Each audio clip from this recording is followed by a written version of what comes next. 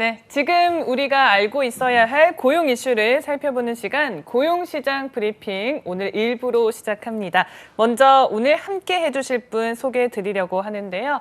먼저 태건 노동법률사무소의 송진원 노무사 나오셨습니다. 네, 안녕하세요. 네, 안녕하세요. 네, 그리고 권상희 시사평론가도 함께 자리하셨습니다. 어서 오세요. 안녕하세요. 네, 오늘 두 분을 1부에서 이렇게 뵙게 되니까 더 반가운데요. 네. 잘 지내셨죠, 두 분 다? 네, 그렇습니다. 네, 좋습니다. 자, 오늘 이 시간 우리가 다뤄볼 주제는요, 산재보험이라고 불리는 산업재해 보상보험입니다. 업무 중에 사고가 발생을 하거나 질병에 걸리는 경우를 대비해서 안전망이 모두가 필요한데요. 근로자를 고용하는 사업장과 산업 현장도 이렇게 업무 중에 발생할 수 있는 재해 대비해서 보험에 가입하도록 되어 있습니다. 네, 최근 고용노동부가 발표한 작년 산재 사고 사망자가 일단은 좀 잠정 집계한 결과라고 하는데 882명이라고 합니다. 그 전년도보다도 30명 가까이 중간 수치인데요. 우리나라가 이제 OECD 산재 사망률 1위라는 그런 오명을 또 안고 있잖아요. 산재 보험 신청이나 이제 적용률 이런 부분에 대해서 좀 안전망이 갖춰줘야 될 텐데 일단 노무사님께서 이 산재 보험이라는 것의 정의를 먼저 한번 짚어주실까요? 네, 산재보험은 산업재해 보상보험이라는 보험의 준말입니다.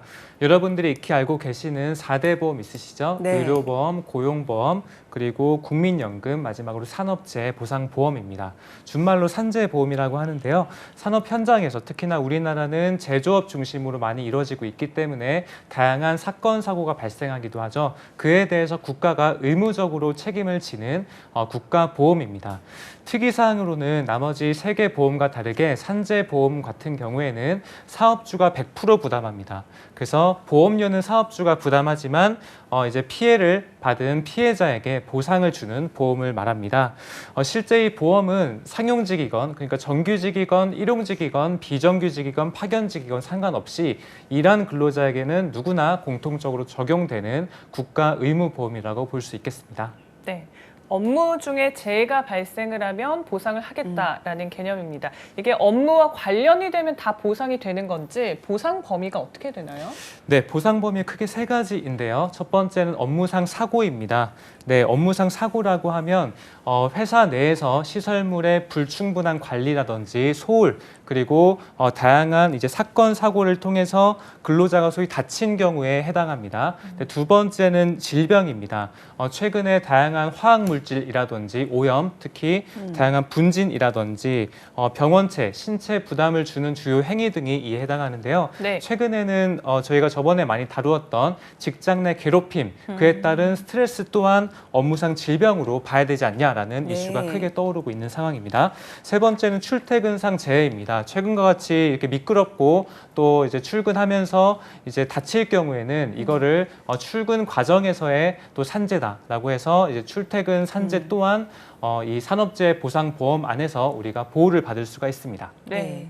사실 우리가 그냥 일상 속에서 산재, 산업재해 이야기 참 많이 하는데 정말 근로를 하다가 혹은 준비를 하거나 출퇴근하는 모든 시간을 통틀어서 다치는 경우가 정말 많잖아요. 정말 심각한 사고로도 이어지기도 하는데 그럼에도 불구하고 이 산재 보험 자체를 근로자가 신청을 하는 것 자체가 어렵다고 합니다. 저는 일단 이해가 되지가 않는데 어떤 뜻인 거죠, 이게? 일단 제가 이유 설명해 드리기 전에 한 사례부터 말씀을 드릴게요.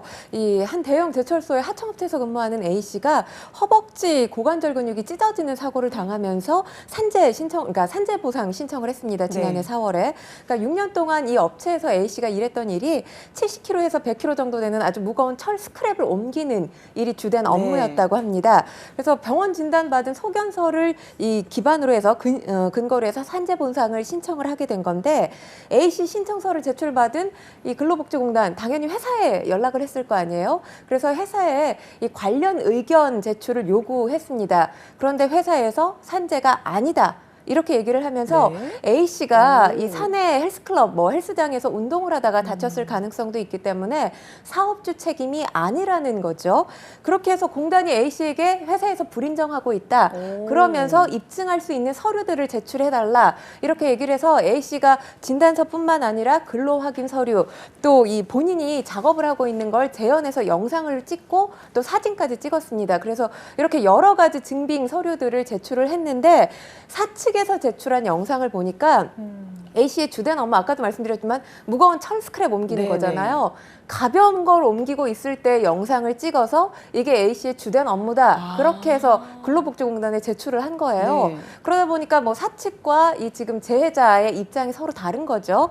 그래서 결국에는 산재 승인 여부를 심사하는 곳이 이 업무상 질병 판정위원회인데 여기에 A 씨가 직접 지난해 7월에 출석을 해서 관련 일련의 사고들이죠. 사건이 아니라 사고들이 발생하게 된 경위를 해명하고 이 산재 승인을 받기는 했어요. 그러니까 신청한 지 4개월 만에 승인을 결국엔 받았습니다. 제가 이 사례 설명을 해드린 이유가 여기에 신청조차 어려운 이유가 다 담겨져 있거든요. 네. 일단 뭐 지난 2019년에 국회 토론회에서 발표한 자료를 근거로 해서 말씀을 드리면 이렇게 재해를 당하고도 신청하기 어려운 이유 중에 가장 큰 이유 75.8%의 응답자가 뽑은 이유가 이 산업재해 보상 불승인에 대한 두려움 때문이라고 합니다. 그러니까 이런 과정을 거친다 하더라도 이 승인을 받는다는 보장이 없죠. 근데 이런 과정을 거치고도 승인을 받지 못한다면 그 스트레스 누가 감당하겠습니까? 그렇기 때문에 산재 보상 신청하지 말아야 되겠다라고 맘먹는 분들이 많고요. 그 다음으로는 말씀드렸지만 절차가 너무 까다롭죠. 예. 네. 절차상 까다로움을 꼽은 재해자가 82.5%고요. 그리고는 이 지금 회사하고 관계가 좋겠어요. 그러니까 회사가 만류하거나 뭐 직장 동료들이 만류할 수 있죠. 그렇기 때문에 주변 사람들이 만류한다는 걸 이유로 꼽은 응답자가 46%에 달합니다. 그러니까 사업장에서 재해를 당하고도 당연한 권리인 이 산재 이 보상을 스스로 포기하게 되는 현실, 이 사례에서 제가 뭐 소개를 해드린 거나 다름이 없는데 일단 산재가 사회보험으로서 제대로 기능하려면 근로복지공단 역할이 상당히 중요하다고 볼 수 있어요. 그러니까 공단의 조사권이 있는 만큼 공단에서 적극적으로 나서서 실체를 밝히는 노력을 해야만 재해자들이 산재에 대한 제대로 된 보상을 받을 수 있을 거라고 생각합니다. 네. 뭐 여러 가지 과정을 통해서 이제 회사와의 껄끄러운 관계도 고려를 해야 될 것이고 심지어는 주변 동료들조차 이를 만류한다라는 사실이 굉장히 씁쓸하기만 합니다. 앞서서 절차상 그 까다로운 절차가 있다라고 하셨는데 그러면 이 승인 절차가 좀 어떻게 되나요? 변호사님? 네, 일단 절차가 저희가 산재 승인 과정에 대해서 좀 알려드릴 건데요. 총 7가지 과정이 해당이 합니다. 근데 문제는 이게 재해자, 소위 피해자 중심의 절차가 아니라는 데 있습니다. 특히 3가지로 구분이 되는데요. 먼저 입증, 그리고 심사, 그리고 승인 3가지로 절차가 이루어지게 됩니다. 그런데 사고는 근로자가 당했는데 입증 책임, 이거를 어떤 식으로 사고를 당했고 어떤 것 때문에 질병이나 사고가 났는지를 누가 입증 책임하게끔 되어 있냐면 바로 아픈 사람인 근로자가 입증 책임을 하게끔 되어 있어요. 예를 들어서 이게 얼마나 황당한지 한번 말씀드려보면 몇 년 전에 A 대기업의 한 과장이 안타깝게도 자살하게 되었습니다. 이 자살하는 과정에서 이제 유가족들이 자살에 대해서 충분히 회사 내에 다양한 스트레스에 대한 원인, 그다음에 직장 내 괴롭힘에 대한 원인들을 파악하려고 이제 유가족들이 회사에 우리가 어떤 상황이었는지 좀 알려달라고 했는데 입증 책임이 유가족에 있기 때문에 회사들은 이를 제대로 도와주지 않았습니다. 그래서 실제 승인에 있어서 1년 7개월이라는 유가족이 힘든 싸움을 하게 되었었고요. 최근에 한진택배에서도 17시간 하루에 근무하던 택배 근로자가 쓰러져서 발견이 되었습니다. 이 경우에도 바로 그 쓰러진 사람의 누나분이 그 입증 책임을 해야 되는 상황이었는데요. 회사 측에 혹시 어떠한 것들로 이 과로가 있었는지를 계속 요청했는데 회사 측에서는 본인이 아니면 자료를 줄 수 없다. 근데 본인이 지금 의식이 없는 상황이거든요. 그 택배 근로자가. 네. 이런 상황에서는 회사 측에서는 도와줄 수 없다라고 하니까 유가족 입장이나 또는 피해자 가족의 입장에서는 지금 본인이 누워서 의식이 없는데 어떻게 입증 책임하냐. 거기서 이제 더 이상 진행이 안 되는 경우가 상당한 거죠. 그러면 우리가 산재보험법상에 한번 그 법 규정을 좀 봐야 될 필요가 있습니다. 왜 이런 사태가 발생했는지. 일단은 명문상으로 이 산재보험법상에는 사업주는 성실하게 도와야 된다는 규정이 있습니다. 그런데 이 벌칙 조항이 없기 때문에 안 도와도 큰 효력이 없는 거예요. 네. 거기에 부득이한 경우에는 이 도움을 생략할 수 있다는 소위 악법 같은 요소가 숨어져 있기 때문에 이게 그 유가족들의 피해가 온전하게 입증 책임도 해야 되고 그런 상황에 놓여 있다고 볼 수 있겠습니다. 사람들이 이제 일을 하면서 내가 다칠 경우에 대비를 해서 그 자료들을 모아놓고 이러는 분들이 몇 분이나 되겠어요, 사실. 그러니까 이 자료를 입증을 하기 위한 자료를 준비하는 것도 굉장히 좀 힘들이라라는 생각이 듭니다. 또 말씀하신 것처럼 이 까다로운 심사 과정 이런 부분을 또 다 좀 거쳐가는 것도 분명히 좀 고된 일이라고 생각이 되는데요. 재해자의 작업 현장 실태가 제대로 반영되는 부분, 사실 아까 뭐 말씀하신 것처럼 이제 회사 차원에서는 오히려 그런 부분을 좀 숨기거나 오히려 좀 축소해서 제출을 할 수도 있는 부분이고, 그러다 보니까 과연 이 작업자의 이 현장 자체를 평가하는 곳에서 이해를 할 수 있을지 100% 이것도 의문인데요. 그렇죠. 이 산재 입증하는 자료 모아서 근로복지공단에 제출을 하고 나면 그 다음에 남는 게 이제 심사 과정인데, 뭐 업무상 질병을 인정받기 위해서 최대 8단계 심사 과정을 통과해야 된다고 합니다. 근데 이렇게 복잡한 심사 과정을 거치게 되면 작업 환경 실태 조사가 제대로 되겠지라고 생각하실 텐데 그렇지 않은 경우가 많아요. 왜냐하면 이제 근로복지공단에서 현장 실사 조사를 나옵니다. 근데 문제인 건 반나절 정도 지켜봐도 그 사람이 하루 종일 어떤 업무를 하는지 완벽하게 파악하기가 그럼요. 어렵잖아요. 그런데 근로복지공단이 실사 조사를 하는 것이 거의 한두 시간에 불과합니다. 그러다 보니까 이 업무를 맡은 재해자가 이 오전 업무, 오후 업무가 다른 경우도 있고 매일매일의 업무가 다른 경우가 있잖아요. 제대로 된 파악이 이루어질 리가 없죠. 그리고 심사 과정, 뭐 아까도 제가 말씀해 드렸고 또 이 노무사님께서도 설명해 주셨지만 너무너무 복잡하기 때문에 네. 산재 재해를 입은 재해자를 제때, 그러니까 타이밍 적절하게 돕지 못하는 문제도 발생을 하게 됩니다. 2018년에 이 근로복지공단에서 만든 자료를 보면 사고로 산재보상 신청을 하고 승인받기까지 평균 17일이 걸린다고 나와 있는데 17일은 그나마 양호해요. 네. 이 직업성 암 같은 경우는 330일, 그러니까 1년 가까이 입증하는 데 시간이 걸리는 것이고요. 정신질환의 경우 거의 6개월이 걸립니다. 181.8일이 걸리고 근골격계는 116.4일, 뇌심혈관계는 105.6일, 그러니까 한 서너 달 정도가 소요된다는 의미인데, 이 같은 해 근로복지공단 질병판정위원회가 심의한 16,000건의 이 업무상 질병 판정의 경우 53.4%, 그러니까 5,300여 건이 넘는 심의 이 과정에서 20일 이내에 심의를 네. 해야 하는데 이게 넘게 걸렸어요. 그리고 60일이 넘게 걸린 비율도 8%에 달합니다. 근데 이 관련법 시행 규칙을 보면 이 질병판정위원회 심의가 20일 이내에 맞춰야 되거든요. 그리고 최장 기간, 부득이한 경우에 열흘 정도까지 연장할 수가 있는데 뭐 지금 53.4%, 8%, 두 개 합쳐도 60%가 넘잖아요. 이 과반이 넘는 경우에서 이 규칙이, 이 규정이 제대로 지켜지지 않고 있는 것이죠. 네. 뭐 정확한지는 모르겠습니다만 질병이 심각할수록 이게 인정받기까지 좀 시간이 더 걸린다라고 느껴지는데 최대 1년 걸리고 있습니다. 재해를 당해서 보통 근로자는 일을 못하게 되면 생활고에 시달릴 수밖에 없지 않겠습니까? 네, 그렇죠. 아무래도 일을 못한다는 것 자체 또는 다쳐서 내가 누워 있다는 것 자체만으로도 상당히 힘든 상황인데 여기에서 이제 회사는 또 도와주려고 하지 않고 또 입증 책임은 또 누군가가 도와줘야 되고, 그러니까 사실 이 산재 승인 과정에서 그 피해자가 받는 고통이 상당하다고 볼 수 있겠습니다. 3년 전에 송파 세모녀 사건이 있었어요. 그때 한 분이 가장으로 이제 생계를 책임지던 가장께서 가시다가 빙판길에 미끄러졌는데 네. 그 산재에 대해서 인정이 안 돼서 그 실제 세 모녀가 안타깝게 동반 자살하는 사건이 있었습니다. 그 또한 산재가 해당하지 않고 기간이 길어지다 보니까 발생한 사건이었는데요. 지금 산업재해를 당하게 되면 일단 일을 못하죠. 일을 못하면 임금이 나오지 않습니다. 임금이 나오지 않으면 아픈 데다가 돈을 못 받으니까 실제 우리나라 가계대출이 지금 어마어마하잖아요. 한 달만 밀려도 바로바로 연체가 쌓이고 또 소위 신용불량자까지 갈 수 있는 상황이 됩니다. 그리고 2019년 8월에 한 국회 토론회 자료에 의하면 74.4% 정도가 산재 때문에 내가 생계에 어려움을 겪었다라고 얘기하기도 하고요. 실제 제가 아는 이 한 사건에서는 수술비가 굉장히 크거든요. 네. 근데 이게 이제 산재보험에 해당이 되면 너무 다행인 건데 안 되면 고스란히 개인이 책임질 수밖에 없는 상황에서 이게 수술을 미루다가 그러니까 산재가 승인이 될 때까지 미루다가 병을 더 악화시킨 그런 되게 안타까운 사례도 있었습니다. 네. 그래서 산업재해의 이 승인 기간이 빨리빨리 좀 짧아져야 되는 거는 네.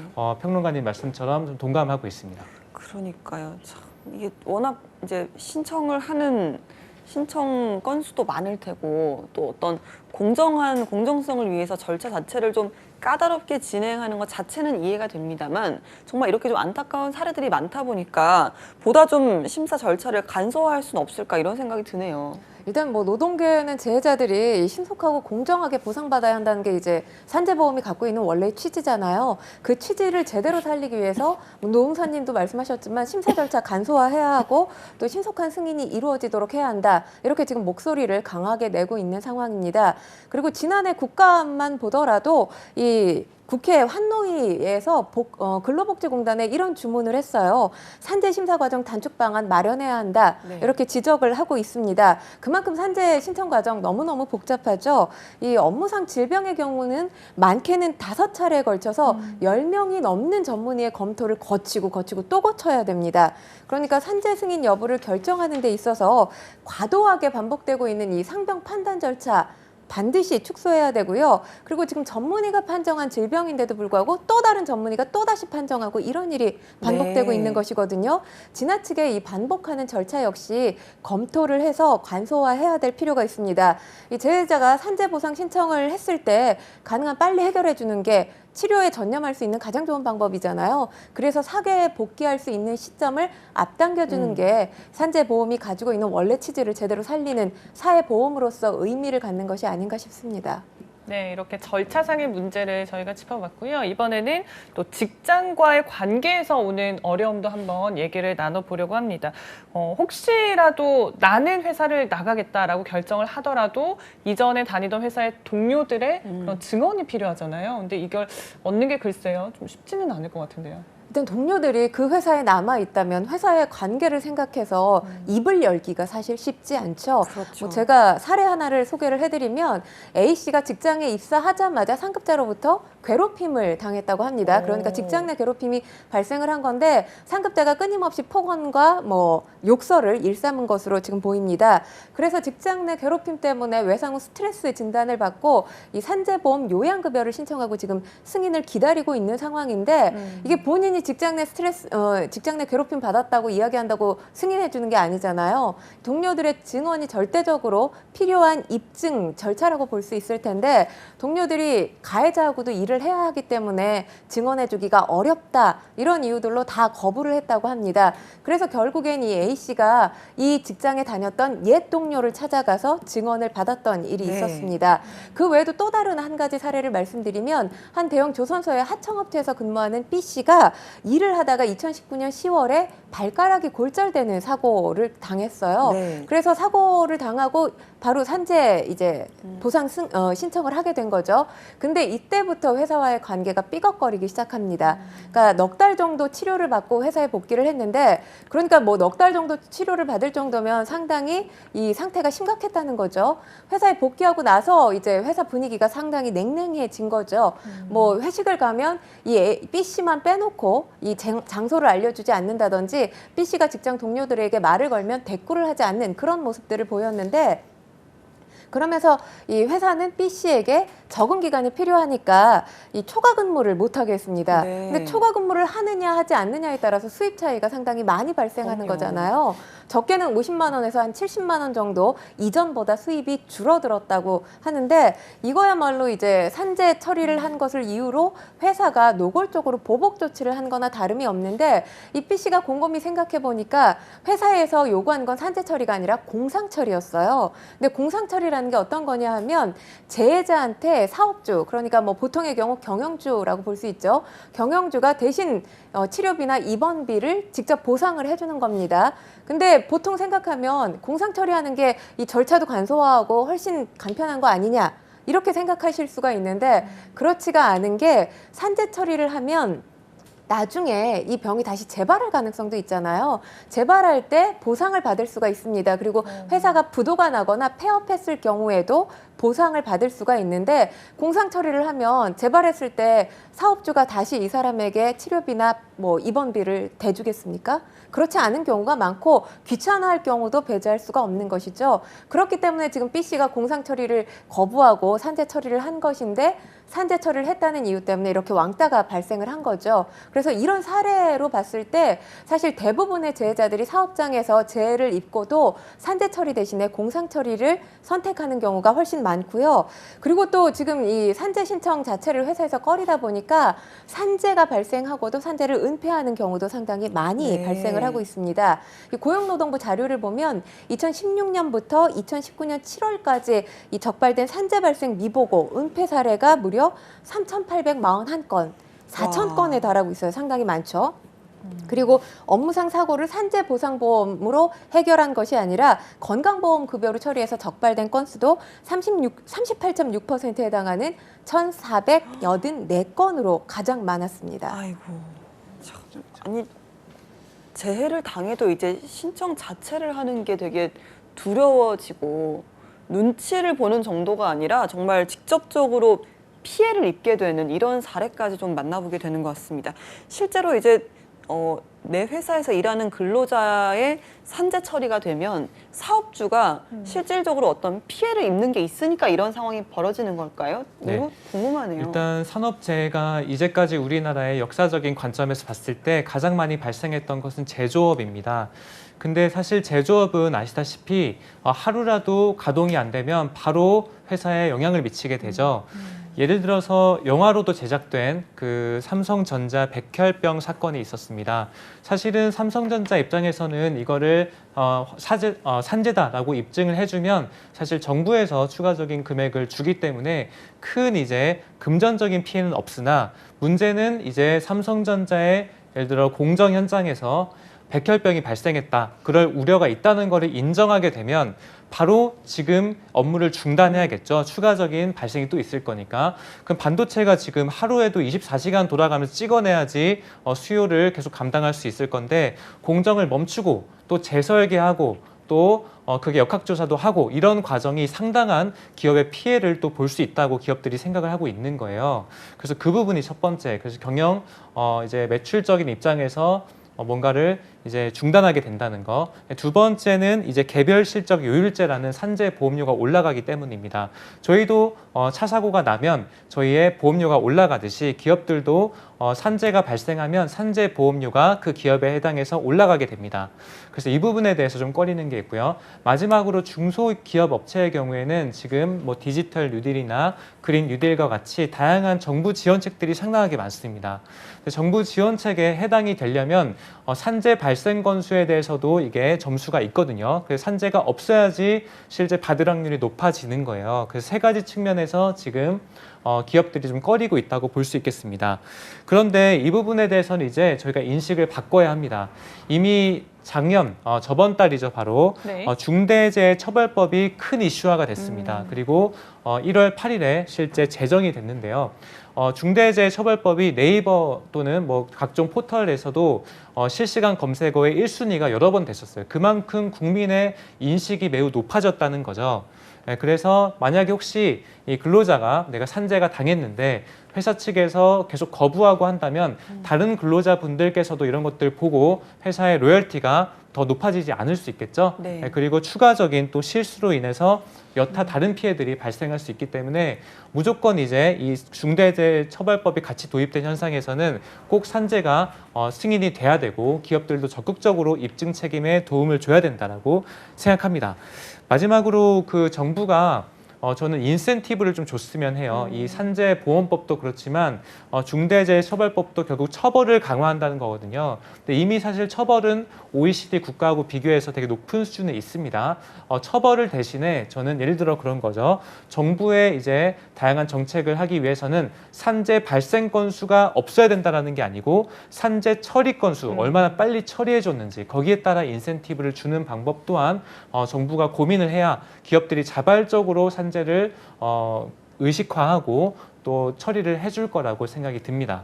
네, 정부의 인센티브까지 아이디어를 주셨습니다. 글쎄요, 굉장히 근시안적인 행동이 과거에는 통했을지 모르겠지만 이제는 안 됩니다. 오히려 큰 화살로 돌아올 수 있다는 것을 또 명심을 해야 될 것 같습니다. 근데 한 가지 또 궁금한 것이 특수고용 노동자라고 하잖아요. 이분들은 신청조차 하기가 어려운 게 그 고용주를 특정하는 게 좀 쉽지 않은 환경에 있는 것 같거든요. 네, 그렇습니다. 이 특수고용직 근로기준법상 근로자에 해당되지 않아요. 대신에 이제 산재보험 특례 규정 적용을 받기 때문에 보험의 의무 가입 대상으로 포함이 돼 있기는 합니다. 그나마 뭐 대통령령으로 정한 14개 직종에 77만 명에 한정돼 있거든요. 이 가운데에서 지금 산재보험에 가입돼 있는 인원은 6만 명밖에 되지 않습니다. 뭐 말씀하셨다시피 특수고용직이 이 근로자로 인정되지 않는 주된 이유, 가장 큰 이유가 사용자, 고용주를 특정하기 어렵다는 건데 관련 규정을 보면 특정 사업주에게 주로 노무를 제공해야 한다. 이 규정과 이제 연관이 돼 있는 거죠. 이 규정 때문에 산재보험 혜택을 받을 수가 없는 상황입니다. 뭐 대표적인 예로 플랫폼 노동자들이 여기에 해당된다고 볼 수 있는데 예를 들자면 이 퀵서비스 기사 같은 경우 사무실에 이 산재보험 이야기만 꺼내도 일하기가 쉽지 않아진다고 해요. 근데 실질적으로는 2012년부터 산재보험의 의무가입 대상에 포함이 돼 있거든요. 그런데도 혜택을 받지 못하는 직군 중에 하나고요. 또 이와 유사하게 이 대리기사들도 마찬가지입니다. 대리기사들 역시 2018년부터 이 보험 가입되는 적용 대상에 포함이 돼 있는데 지금 혜택을 받지 못하는 이유가 여러 업체로부터 일감을 받아서 일을 하기 때문에 사업주를 특정할 수 없다는 이유로 이제 혜택 못 받는 경우가 상당히 많은데 일단 사실 플랫폼 노동자들 요즘에 아무리 많은 업체들과 일을 한다고 하더라도 어느 업체와 일하는지 특정할 수 있는 것이 대부분의 경우 이 스마트폰 앱을 통해서 일감을 받게 되잖아요. 그리고 거기서 발생하는 수수료가 이제 본인의 수입이 되기 때문에 사업주를 특정할 수 없다는 건 전 사실 조금 이해가 가지 않습니다. 네. 뭐 이걸 근거로 해서 이 업체의 건별 보험료를 징수할 수 있는 방법이 분명히 있거든요. 이것 역시 지금 정부가 고민을 해야 된다고 생각하고요. 무엇보다도 지금 일을 하고 있는 노동자, 근로자임에도 불구하고 근로기준법에 지금 근로자로 인정받지 못하고 있다는 게 가장 큰 문제라는 생각이 듭니다. 그렇기 때문에 노동자로서, 근로자로서의 지위 인정부터 해야 되는 것이 가장 시급한 문제라고 생각합니다. 네, 알겠습니다. 산업재해 인정 기준 이제 개정한 지가 3년이 됐다고 합니다. 그럼에도 불구하고 이 산재 승인율은 오히려 좀 잠깐 상승했다가 오히려 계속 내려가고 있는 역주행을 또 이어가고 있다고 하는데요. 산재보험의 총체적 문제를 해결할 수 있는 그런 대책들이 좀 절실한 상황입니다. 오늘 주제와 관련해서요. 마지막으로 두 분의 한 줄 평 들으면서 마무리하도록 하겠습니다. 먼저 송진원 노무사님부터. 네, 저는 산재보험은 그 주체가 바로 지켜야 될 주체가 사업주라고 생각이 듭니다. 그래서 보험료를 사업주가 100% 내는 것이죠. 그런데도 불구하고 입증 책임은 피해자한테 왜 간과하는 것인지 이 부분에 대해서는 법적인 제도적인 수정이 꼭 필요할 거라고 생각합니다.